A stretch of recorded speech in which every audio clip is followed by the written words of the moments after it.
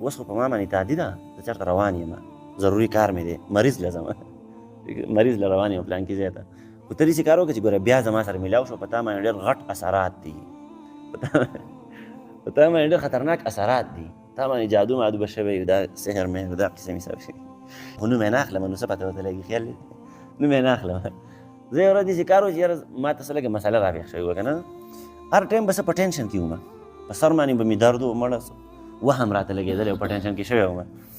زموږ یو ملګری دی، هغه دمونو ممونو والا کار کوي چې بس هغه ته مې رینګ وکړو، یاره زما ټینشن کې شوی غونته یم، طبیعت مې هر ټایم خراب وي او هر ټایم غوسه یم، کور کې وخت نشم تېرولی، کور والا ته مې هم طبیعت خراب وي، اکثر ماشومانو ته، کور کې خلکو ته ما طبیعت مې انتهایي سخت خراب دی.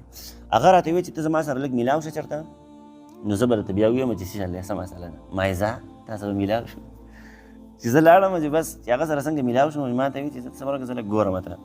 به داسې سوچ فکر یې شروع کړی و، سر یې ښکته کړی و چې سر یې راچوت کړو چې ما ته وایي چې هلکه اوس خو په ما باندې تعدي ده، زه چېرته روان یم، ضروري کار مې دی، مریض له ځم مریض له روان یم پلانکي ځای ته. خو ته داسې کار وکړه چې ګوره بیا زما سره میلاو شو، په تا باندې ډېر غټ اثرات دي،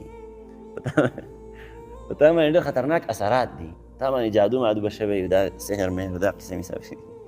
چې دا خبره یې ما ته وکړه، د الله په کور کې ناست یم، د الله جل شانو کلام مې مخې ته پروت دی، چې قسم په الله چې زه د هغه کس نه راواپس شوم که نه، زه ټیک ټاک وم.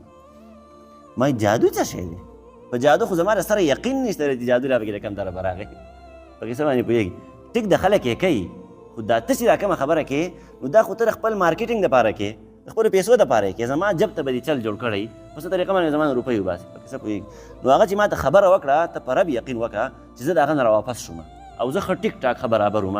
د هغې نه څه وخت پس راته بیا هغه مسله را پیدا شوه، بیا مې یو ملګري سره رابطه وکړه، ما لکه داسې مسله یې راته اکثر هغه وایي دا مسله خو ما ته ډېر د پخوا نه ده، وایي کله ناکله په ما هم داسې چل کېږي، وایي داسې کېږي لکه اسمان چې را باندې راولېږي، وایي داسې چل را باندې کېږي، وایي د دې لپاره یو ګولۍ د معمولي شانته دونه ګولۍ ده، وایي هغه په بازار کې راواخله او 50 روپۍ پالته ده، هغه کله ناکله خو طبیعت بشي خراب کړي.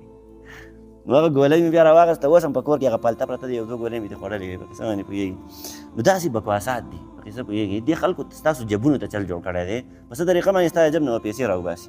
نو ځان ساتئ، نقصان هم دی پکې، ستاسو پکې نقصان دی. د دغې وجې نه ته دا خبرې کومه ښه. نو الله جل شانو فرمایي چې دغه څیزونو نه انکار وکړئ بایي، دې څیزونو کې ستاسو نقصان دی، په دغه څیزونو باندې تاسو ایمان مه راوړئ.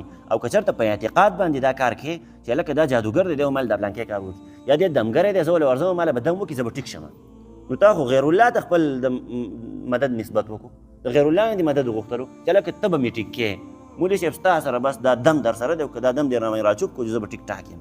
په دمونو کې شفا شته دی. پرون مې ته خبره کړې وه، پیغمبر علیه صلات وسلام فرمایي چې آیت الکرسي وایه سهار ماښام، د هر څه نه به دې الله جل شانو حفاظت کوي. ټیک شوله که نه؟ داسې ډېر شي آیتونه په قرآن مجید کې شته دی چې لکه دغې تاسو تلاوت کوئ، په هغې باندې ځان دموئ، ټیک ټاک به.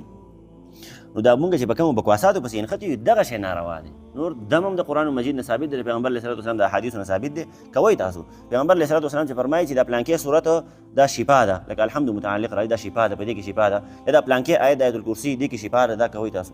نو خو مطلب دا دی چې دم پې کوئ که نه ځان پې دم وایو، ټیک ټاک به. دغه ثابتې خبرې دي، خو چې دا مونږ نن سبا دا کم حرامیتوبونه شروع کړي، دغه په قرآن مجید کې نشته دی، دغه ناروا کارونه. نو دغې نه ځان ساتئ ښه.